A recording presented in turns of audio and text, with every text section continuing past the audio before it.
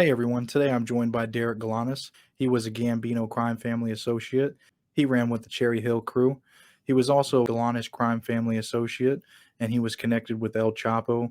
While Derek was on the street and doing crimes with these families, he was involved with selling drugs and running insurance scams. He eventually landed himself in prison where he never cooperated and did his time. And while he was in there, he wrote 2 books. Since then, he's been all about selling his book and doing a lot of martial arts fighting. Please hit subscribe if you want to get more redemption interviews like this. Thank you for coming on, Derek. I'm happy to be here, man. Yeah. Well, I guess how what we can do is we can get into your early life and what was it like? Yeah, so one of the things, my early life, and it's outlined in my first book, Greed and Fear, is, we were very rich. My father was mobbed up back east at a time in the 80s when if you weren't mobbed up back there, you weren't doing big things. It was impossible. And my father's big scam was something called Boardwalk Marketplace, where he was paying the Philadelphia crime family because Philadelphia, for a long time, had control of Atlantic City. If any of your listeners have seen Nookie Thompson and Boardwalk Empire, you saw Atlantic City in its heyday. And what my father was trying to do was bring it back to that heyday. So back to your question, my life was, very, how do I say this? I was living in the upper crust of things, for a short time until my father was busted. We had everything. I mean, we had a football field, tennis courts, indoor pool. I mean, we had everything, man. So it was very different to see him get thrown in jail and, see my life change. Wow, no, I mean that really is I've interviewed other mob guys, and stuff, associates and stuff, and their life always starts from, nothing or, being poor and stuff. So, it's interesting to have your perspective, because your dad was, he was ultimately like, was he a boss or what was he in this crime family? And he was with the Galanis crime family, which is your guys' family, right? Yeah, so my dad was definitely the boss, and by the way, what you'll find out about a lot of those guys is if they're not the boss, they're going to go on to something else or they're going to kill somebody, and my father wasn't going to take orders from anybody except at the time the Italians. Hmm. And they knew how to play my dad. They'd come in, they'd stroke his ego. Johnny, you're with us. You're one of our biggest earners. We really love you. And specifically, Angelo Bruno was doing that to my father. And Angelo Bruno was a really cunning racketeer in the Philadelphia crime family, really respected mobster. And he knew how to play guys like my dad. You play them with their ego. Um, Ironically, so Bruno gets killed. There's a whole story there I won't go into. But Scarfo takes over the Philadelphia family. And Scarfo sent a few guys to talk to my dad about, hey, the big is going up now, Johnny. And, my father went straight to the cops, like you can stroke a guy's ego, right, and get what you want from him, or you can be a jerk and land up with, a different situation. And, it's just funny to me, the different personalities that occupy that world. Yeah. And you said that these guys would come like the Philadelphia crime family, so they were mobsters. Your family was considered mobsters, right, too? Okay. Absolutely. I mean, so here's the real thing, and we're jumping ahead, but so organized crime has changed its face.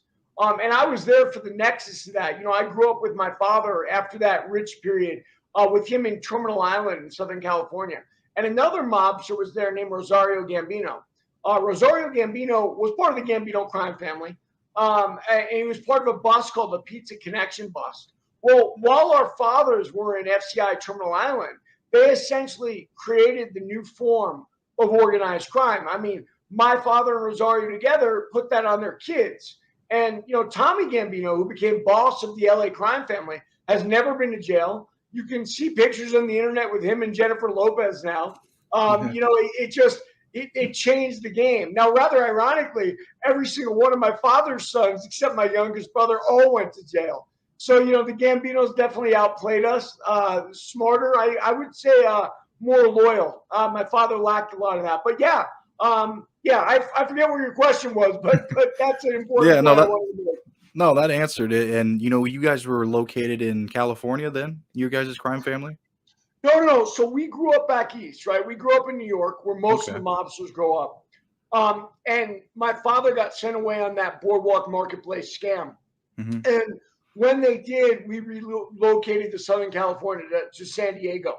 And ironically, that's exactly what Rosario did with his sons, Tommy and Tony. Why? Because he knew, look, if I leave my kids back there, some jerk off's going to get a hold of them and put them into something that's not any good for them. And, I think that's an important part of this life.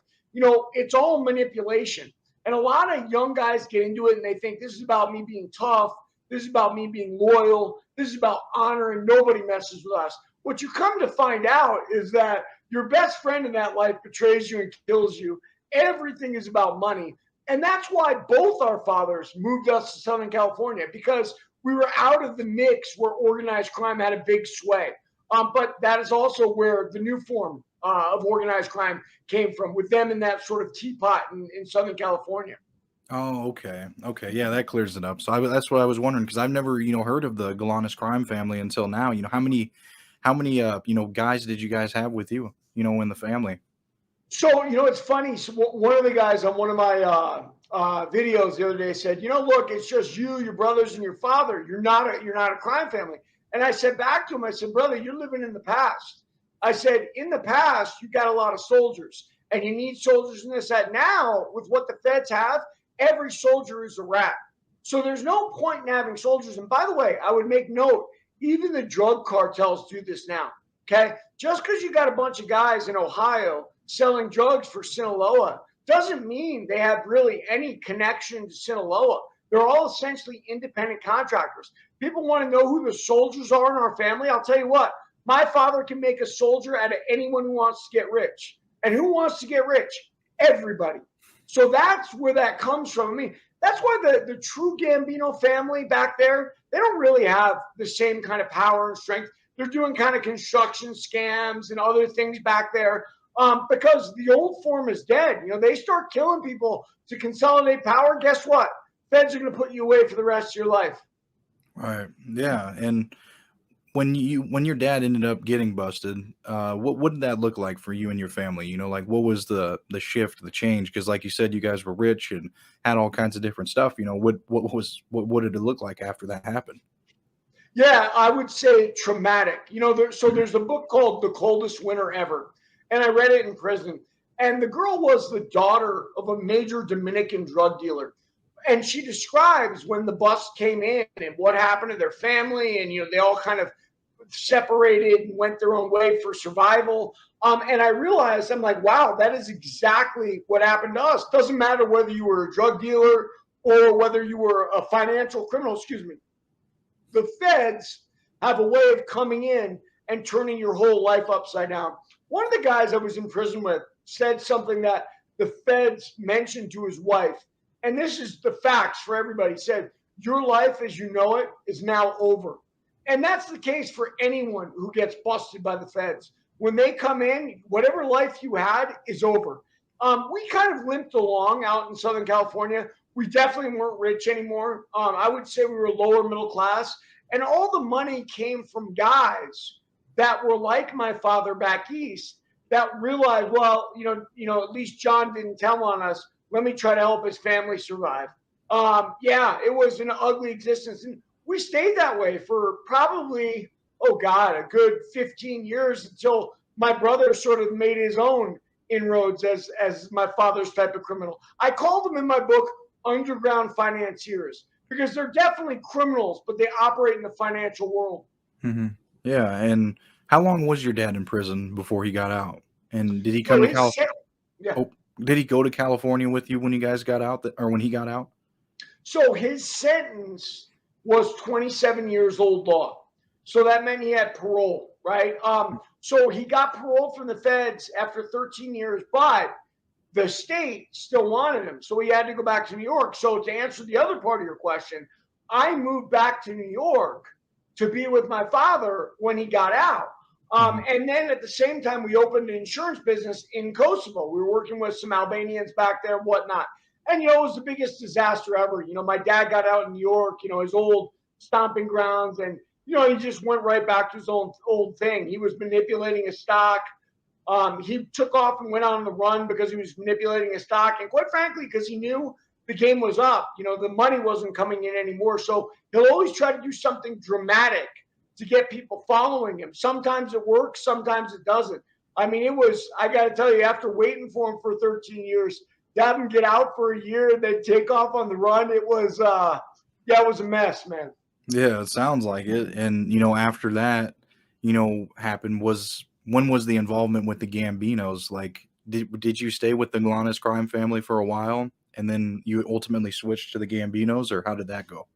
No, so how that all came up. I mean, my father, and during that 13 years, I would say half of it, my father was at Terminal Island with Rosario Gambino, and his sons Tommy and Tony. I mean, I was raised with Tommy and Tony in Southern California, and we were looking for various scam deals, right? And by the way, you'll love this. I came up with the idea. I said, you know what's going to be really big is the UFC. Guess who told me I was stupid? All Who's of them. Yes, Tommy said that, fighters are all idiots. Who wants to be involved in that? My father said it was stupid. It's funny to see what actually happened with that. But so we grew up in deals together, and one of those deals happened to be the ecstasy lab. And as you know, the feds with drugs, they don't countenance that. So they saw it as their opportunity. Hey, we're going to get Tommy involved. But I wouldn't roll on Tommy. I believed in the lie. I believed in the dream. I said, this is what I grew up in. This is who I am. I will not cooperate. I'm a loyal man and I'm tough as hell. And I was. And they tried to give me 20 years. They got 11. I beat it to 9 on appeal. I got out in 6.5. But, one thing you got to remember, when you're in there and they're threatening you with 20 and they ask for 20, your mind thinks I'm getting 20. You know what I mean? So at the end, okay, I only did 6.5 and great, but you're living that 20 years for the first 2.5 years you're in there. Damn, man. So I guess we'll kind of back up before we get to the prison stuff, just to cover all the crime family stuff. This Gambino that you were a part of was in California. Yeah, and Okay. it's funny. So how do I say this to you? So there's always a game going on in organized crime. There's always shadows and mirrors. And when I put out videos, some of the Gambino guys back east will go, "Hey, do us a favor. Make sure that you're talking about the West Coast Cherry Hill Gambinos and not us." Right. Now, the thing about that though is, let me be real honest with you, they're the same. They're the same family. So the Gambinos from Cherry Hill left Sicily as part of a mafia war they lost, and the Gambinos accepted them in New York. John Gotti actually made John Gambino, who was Rosario's older brother, into the Gambino family.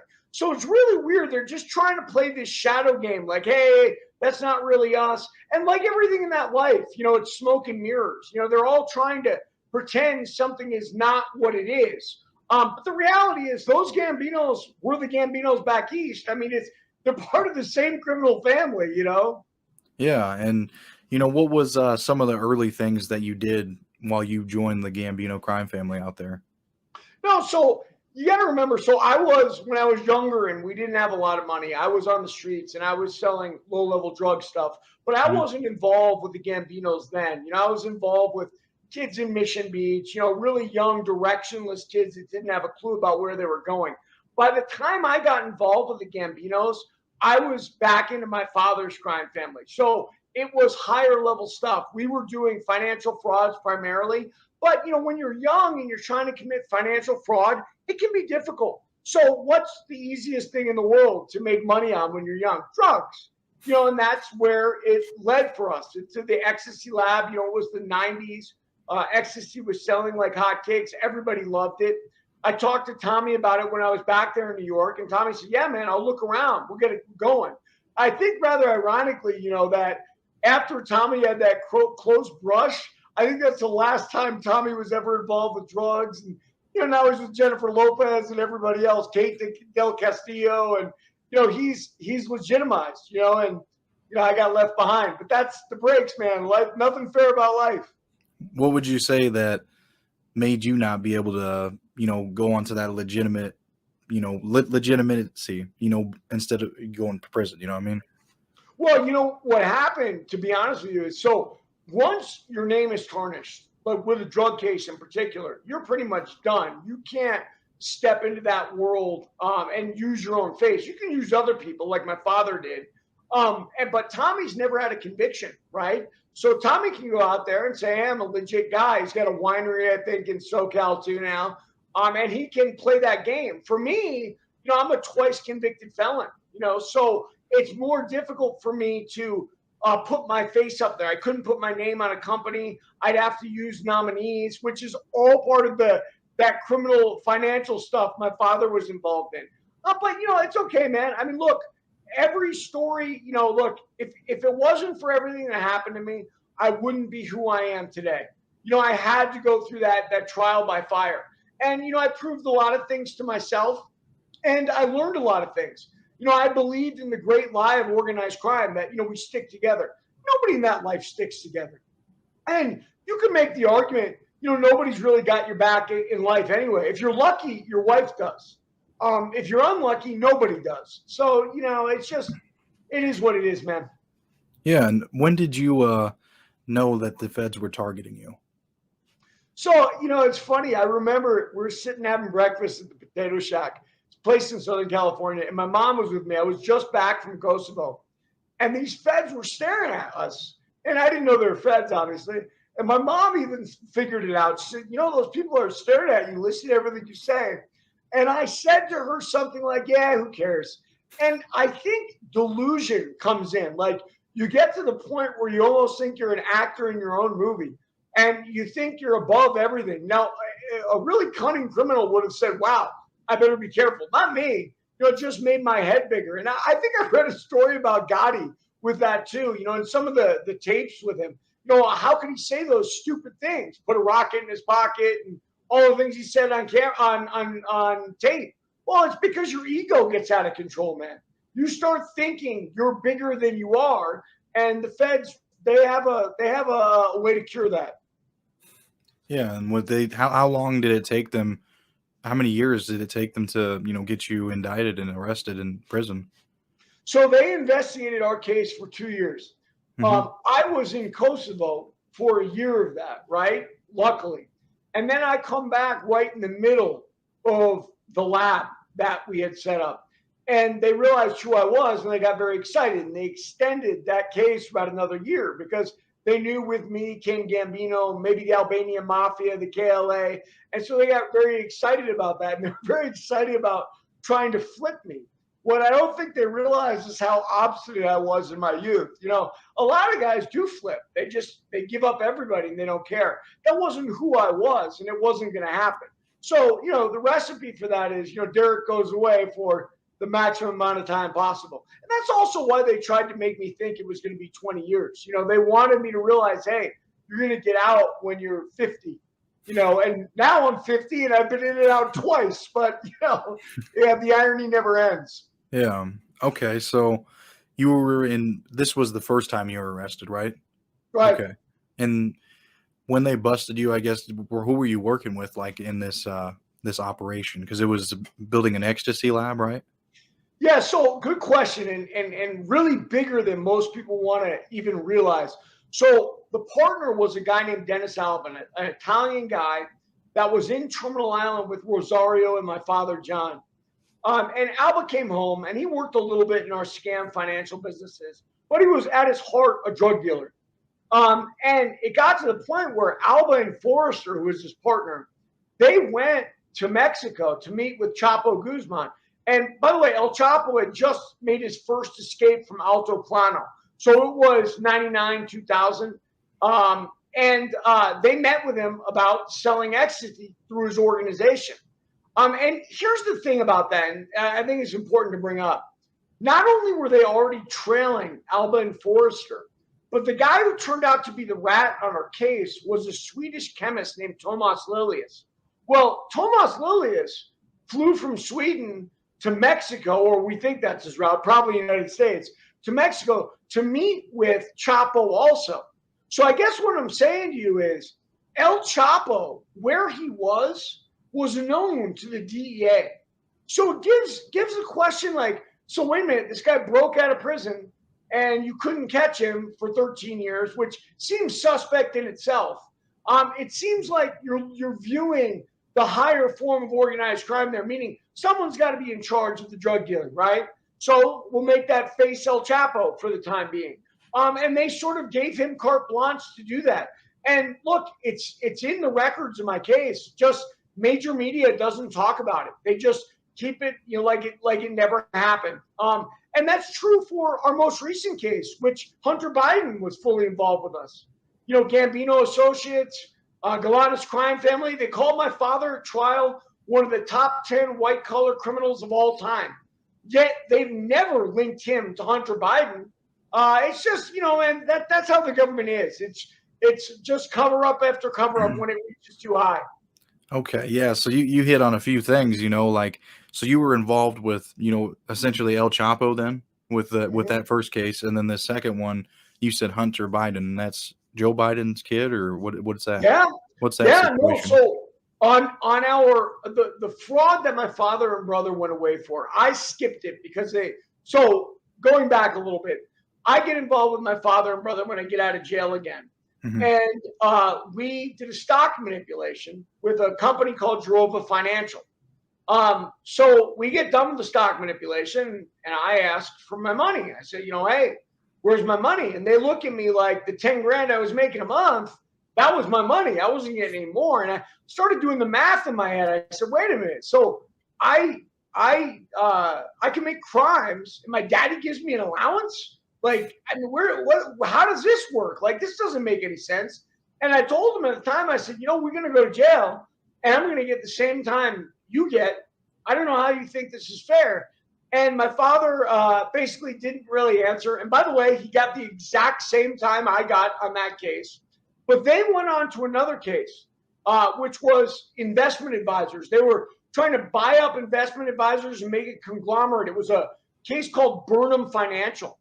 And Hunter Biden's best friend and business partner, Devin Archer, actually got convicted on that case. The judge overturned it, and the appeals court reinstated it. But they couldn't leave Devin Archer off the case because he was so integrally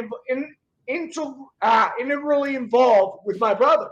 Hunter was involved in the case. You'll see emails where Hunter's on with my brother. They knew who he was, but they just left Hunter off.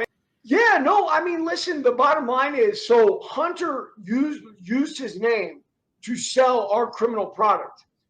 In the United States of America, whether he knew it or not, it doesn't matter. You're going to jail. Unless, of course, your name is Hunter Biden, right? It touches too high. Then they let guys like that escape. So, it's a reflection of the two-tier system of justice we have in this country. Hunter gets to go free. I'm sure there's plenty of others. In fact, I mean, it's in my book. I won't go too much into it, but that stock manipulation my dad did on his year free, we had a billionaire son and heir involved named Kevin Washington. And he even spoke in Forbes about how the business is going to overcome everything. Well, anybody who knows stocks, if you're speaking in Forbes and you're a billionaire son, you're moving the price of the stock. You are manipulating that stock for this good. It turned out to be a crime. They never prosecuted it. Why? Because they don't want to touch the elite. It's only the crime families and the criminals and the people who nobody knows are not part of the system that go to, they leave them off cases. And Hunter's reflective of that. Wow. So some major names in that second case, and you were able to write a book about it, and what inspired you to write that book? What was going through your head? Because you got the crime family book, and then you got the martial arts one. So was it just being in prison because you were in there for 6 years after that bid, right after this case? Yeah, no. So what it was is, when my father and brother ripped me off, I had defended them both in the drug case. And so when I did another deal with them, and I knew I was going to go to jail even years before we did, and they ripped me off, I said to myself, okay, I'm gonna do something for Derek now. It's about, and that's why I love the name of your podcast, Investing in Yourself. It's about when you finally realize, guess what? Nobody's going to make you rich. Nobody's out there. Someone might give you the formula, but you're still going to have to do the work. For me, it came to, okay, so this life is a lie. I've been part of a lie. well, how do I make lemonade out of these lemons I've been given? I'm going to be nearly 50 when I get out. What do? Well, you take the life you had and you publicize it. And everybody thought I was crazy. I mean, listen, the feds came to me when I was in Taft and tried to threaten me with the Gambinos. And let me give you what they said, because this is great. They said to me, hey, Derek, you could be in a USP one day. And probably they said that because they thought I wouldn't give up my criminal career. And they said, and that Gambino jacket you have can cause you a lot of trouble. Now, let me translate that for you. You remember Whitey Bulger, and Yeah, they yeah. sent him to USP Hazleton. Listen, they knew who was in USP Hazleton. They knew there were a bunch of Boston mafiosos there that would kill that guy. And sure enough, they killed him. The feds used those mafiosos for that. And the feds were letting me know, hey, Derek, when we want, we can send you to USP and we can have you killed too. Wow. What was going through your head when they said that to you? Oh no, I had to keep my poker face with them. They're looking for a reaction, so I Yeah. just looked at him. I go, yeah, those Italians, man, they always put me in with them. And I referred to something. They kind of stopped because I made a non sequitur with them. I wouldn't give them what they wanted, So I'm not going to let them see me sweat, no matter how I'm feeling. Right. Yeah, because then they know that they're getting to you, and that is actually starting to bother you. Yeah. So yeah, you really went through a lot of different things and a lot of different treachery and stuff. And with your crime family, didn't your dad try to set you up or try to initially say he was going to kill you or take you out?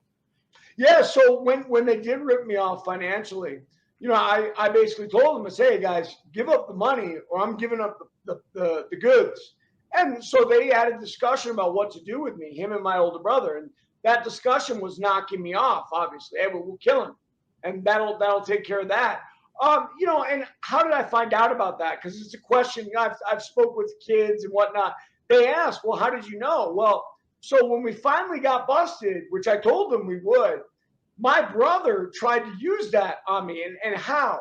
Well, because it's all coming down, right? My brother needs to blame someone, and he's thinking, let's blame dad. This will be the time where we'll blame dad. Hey, did you know dad wanted to kill you? Now, listen, I know my father. I know that's what he would do. But my brother was no better than my father. I mean, my brother was a miniature version, a little better looking, a little newer, a little, but he was terrible too. So, look, either way, it is what it is. I mean, it's sad. It's hard to look at. I mean, my father and brother wanted to kill me over money, but again, that's that life. Don't get involved with organized crime if you don't want to deal with that reality. Yeah, no doubt, man. What is your relationship with your father and your brother today? Non-existent. So he comes onto my TikTok once in a while and he heckles, my mob TikTok, not my martial arts one, obviously. And I can always tell when it's him just because I know the guy, inside and out. I even have listeners that say, you don't know that that's him. I go, yes, I do. That's exactly what he would say. That's exactly what he would do. But, it is what it is. I mean, to me, that's a sad case. You're an 80-year-old man. All your sons have been to jail. And now you're trying to take a son who's trying to do a good thing with his life, trying to turn his life around, and you're trying to heckle him. I mean, it's pathetic if you ask me, but that's the thing about those egomaniacs. They don't have shame. Sociopath, well, people make a big deal about that word. All that means is you're totally self-interested. And sociopaths think that if you don't worship them, you must be a fool. And I'm sure my father thinks I'm a fool. So is him or your brother in prison, or did they My get older it? brother is still in prison. But I will tell you this, he just got shipped. So he was in Terminal Island again with my father, ironically, right? They Really? shipped him to Pensacola, Florida, which is the last real club fed that exists. The one I was at for a little bit, Taft, closed down. It was private. But Pensacola is the place everyone wants to go. I mean, I assume they paid a prison consultant to get him there. I'm not saying it's good because after all, you're still in prison.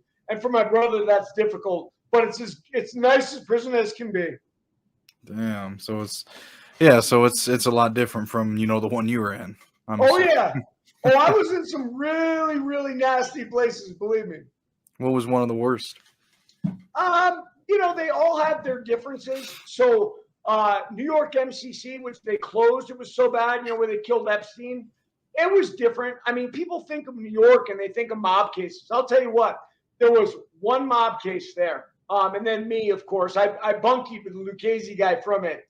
And the rest were young gangbangers from the streets. And that's because, listen, so when you're talking about any job, people will do the laziest thing they can to get their job done. So, chasing young gangbangers is pretty easy for FBI agents, and that's what they do. Catching sophisticated crimes that the mob's involved in right now is not really what they're after. So, yeah, New York MCC was rough, but, also, here's the thing. I was 45 by the time I went there. And when you're 45, the kids are done testing you, and that's all over. When Lachuna, Texas was a nasty place. Look, whenever you're in the West or Southwest, the race issue becomes really important in prison. And I don't really play those games. I don't judge people by race. I judge people by their character. And prison, sometimes that can be very tough. Yeah, I would imagine. Was there bad fights and stuff going on in there, or what was the situation with all Yeah, them? no, listen, fights come and went, but here's the thing, the way I dealt with it, and I look, so I didn't show up and go, hey, I'm a Gambino associate. The guards would do it for me. So the guards go and they tell you that guy's a Gambino, you that guy's a Gambino. And then they start talking about my martial arts. That guy's a black belt. He's a pro fighter. And so by the time it gets to the fact that I have to fight on that yard, people are scared, right? So it's easy to manipulate the situation where they back down. I remember when I was at Latuna, the shot caller for the Whites yelled at me. And I just kind of took it because I knew it would come full circle. A year later, I said, I'm going to fuck that guy up on the yard. Oh, you're going to have to block that out. Sorry. And, he was terrified. But that's because I know how to play the system. And after a while of being in jail for long enough, you learn how jail works. I mean, yeah, so my dad says to me, the only thing you know is prison. But, I would say this to my father. Don't get me wrong. I do know prison, and I do know how it works, and I do know how to manipulate. But the only time I was really against my father was during that time. Like, you're only saying that because it's the first time you've had to go head to head with me. Because before that, I was supplicant, and I was your son, and I was a good son. But, if you want to treat me like that, you're going to learn how I know how to treat people also. And that's what's so ugly about that life. There are some people where blood relations make a difference. I know Michael Franzese, his father, Sonny, was a really tough guy, but he really raised his son right. And you can tell by what happened to Michael. Biggest gasoline scam, that was underground financier stuff before underground financier stuff existed in the mafia. You can even say Gotti Jr. got out of it, my father, he let all his sons burn. And I think the difference is, those were stand-up fathers for their kids. My father was nothing like that. My father used his kids to do what he wanted. And one of the things that was an anecdote I put in the book, my father would say, farmers have more sons to have more field hands. And what he was talking about is us. I'm going to use you guys for my financial dealings. And by the way, that includes you not telling on me, you taking the rap for me, all of those things. So, yeah, bad guy, my dad. What do you think the mob does now? Like, because when was your last dealing with the Gambinos? Before everything went bad. Well, I know what the Gambinos do, right? Tommy's with J Lo, and Tommy's got a winery. As far as back east, I spent some time in New York MCC with that Lucchese, and it was a Genovese case that he came in on. And look, let me say this: there will always be low levels of the mob. What's the low level of the mob now? I'll give you an example. My Lucchese guy, he was an associate like me. He wasn't a main man, but he had a cocaine route. And he would sell cocaine. He had customers and he'd go around. The main scam for the case the Genoveses had were gaming casinos, right? Because at the end of the day, a casino is only going to net you so much time. But they have moved away from the idea of murdering people for power because that's when the feds get involved. And that's when the feds break you. They'll send your whole family to jail. Like, our family, although we weren't killing people. So yeah, no, there's all different levels. Tommy Gambino represents mafia royalty right now, and he's made the greatest con there can be. I'm a legitimate guy working in your legitimate world, even though I'm a made member of LCN. And that is, that's making it. That was Rosario's dream.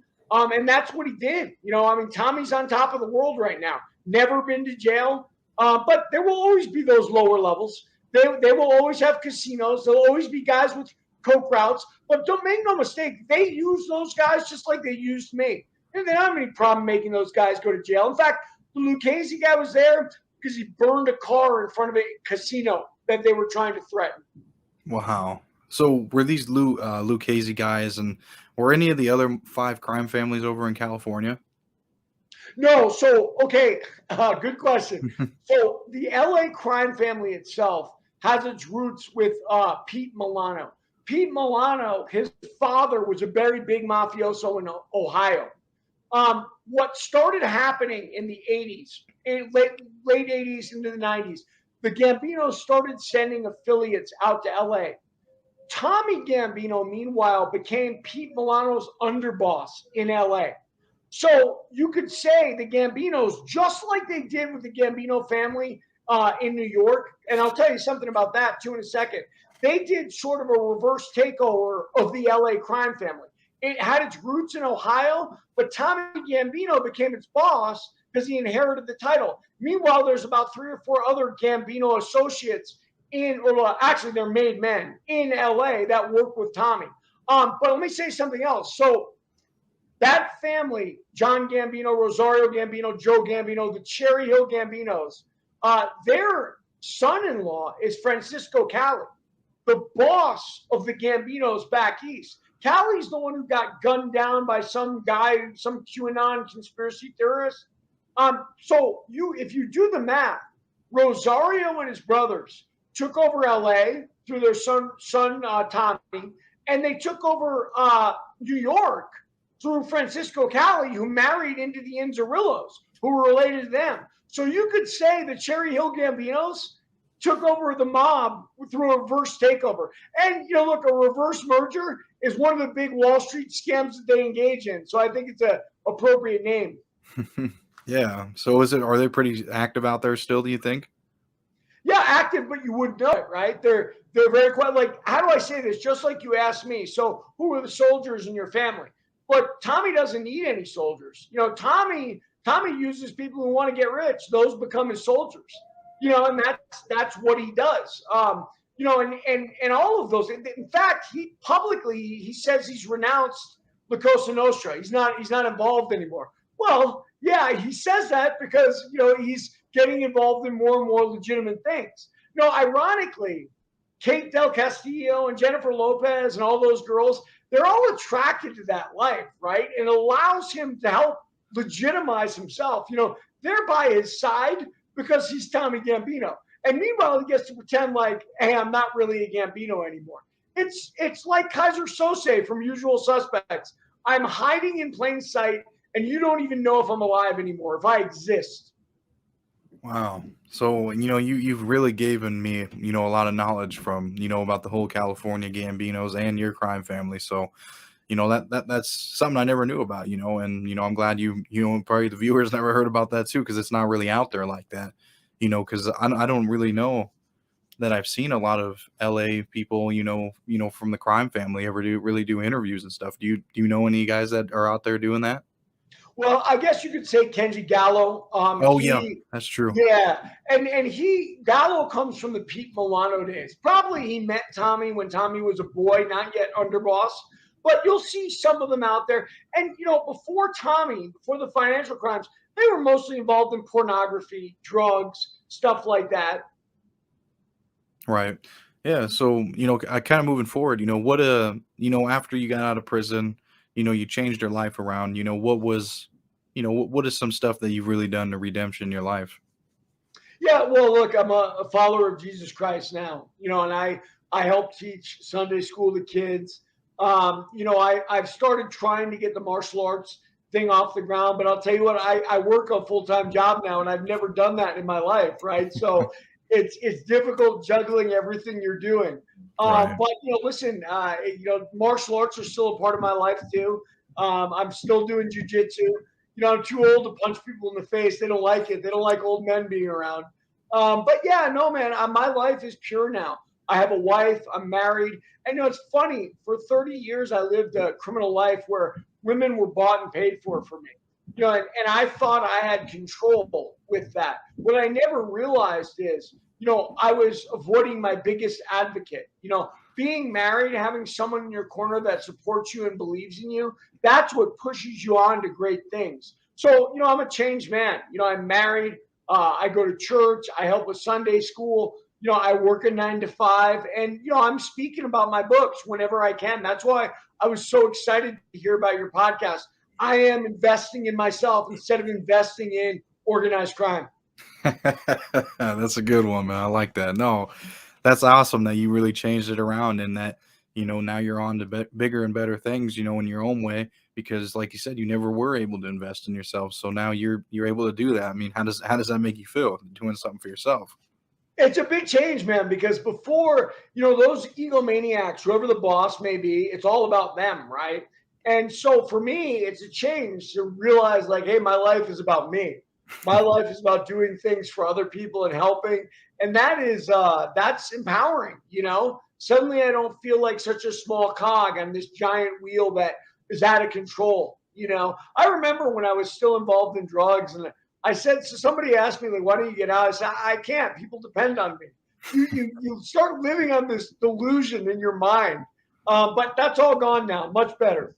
No, that's good, man, and I'm glad that you're able to share this, because I know people they love to hear the stories and stuff too. But on top of that, what's more important is the redemption and really changing your life around for the better. I mean, and it gives people that that kind of that motivation that knows like, okay, if this guy everything that he's been through and everything like that, there's hope. There's still hope to turn it around. You know what I mean?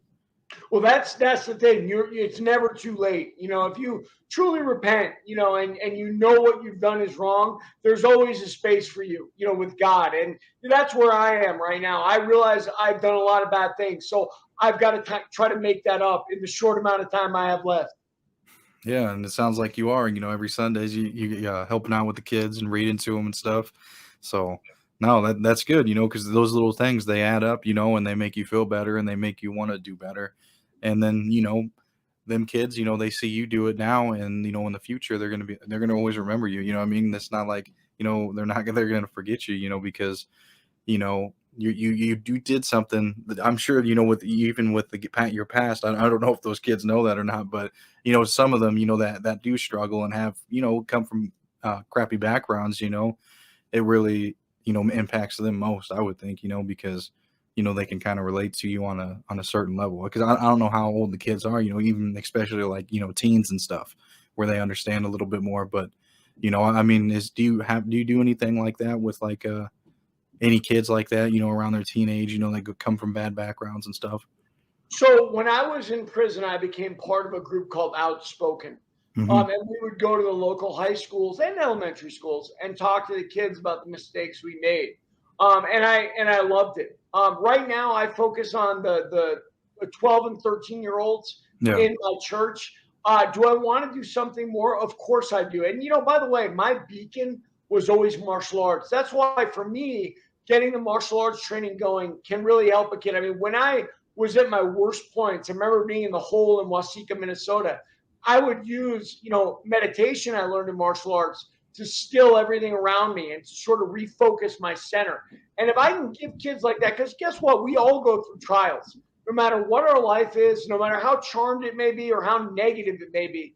We all go through trials, and how do we survive that? And I believe that, martial arts is just a tool to help us fight through that. Forget the physical about beating someone up. It's about helping yourself. The only battle we truly have is in our own mind. And if I can get the kids on that level, then we can save them. And I'm hopeful to do it in a lot of places, little by Yeah. little. Yeah, no, you're speaking the truth with that, man. That's for sure. It's like an outlet. It gives them something to look forward to, and learn and consistently build and build those skills and stuff. So no, that's great, man. And keep it up. I know you got a lot of good things coming. And do you plan on writing any more books? So I wrote a PowerPoint really for kids in martial arts. I haven't used it yet. The book thing, I don't know. I mean, I'd have to really think about it. I mean, so far I've written about my life, and now my life is unfolding. So I talk about my past. There's no book plans right now, but you never know. Never say never. Yeah, no, I mean that helped you get through a dark place in time because you wrote those in prison. You know what I mean? So that was an escape. I mean, so it probably really helped you out, while you're in there and, writing all these stories and bringing up all these, traumatizing stories and stuff like that. But no, I mean, that's good. I mean, you got a lot of other stuff going on. So, and the full-time job, which makes it a lot harder to get other stuff done. I know what you mean there. But no, I appreciate you coming on, Derek. Do you have anything else you want to add before we wrap up? No, guys, listen. So my books, Warrior of the Light, A Fighter's Journey Through the Rise of Mixed Martial Arts, and Greed and Fear, The Galanis Crime Family, you guys can get on Amazon. If you want to follow my videos on TikTok for the martial arts, it's at Derek Galanis. For the crime, it's at Derek Meyer Galanis. And if you guys like Instagram better, it's at Derek Galanis once again. You guys can find me on Facebook at Derek Meyer Galanis. Yeah, you guys check it out because he got some really good stuff, and especially his videos. That's how I found you. Just listening to yours on TikTok, I think it was, and it might actually might have been Instagram Reels. I think it was, but yeah, you guys go check it out and show him some love. He's doing some good stuff. I appreciate it, Thank you, Derek. brother. Well, what'd you think? Please leave a comment or a key takeaway that you got from this video. Derek has a lot of ties with all these different families, the Gambinos and the Galanis crime family and the whole El Chapo thing. Pretty interesting stuff. He really lived a different life. Now he is all about helping people out and fighting and selling his book. I'll put a link in the description below so you guys can go and check out his book. Also, please hit subscribe if you haven't hit subscribed yet. Also, Derek's going to be part of the documentary that I've been working on. So please hit subscribe if you want to be the first to get that documentary when it comes out. Thanks again for watching.